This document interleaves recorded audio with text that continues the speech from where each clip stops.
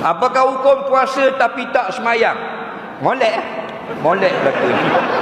Tadi jolok dubuh ni tak puasa juga. Macam-macam penyakit. Tak apalah tak. Biar soalan. Nampak nakal tapi memberi faedah. Okey. Sebab itulah di akhirat nanti mula-mula yang Allah tanya amalan kita semayang. Orang lain tak tanya. Nak ngaji ke, itikaf ke, puasa ke, zakat ke, haji ke, tak tanya. Tanya sembahyang dulu. Nabi sebut dalam hadis, awaluma yuhasabu 'alal 'abdu fil qiyamah as-salah.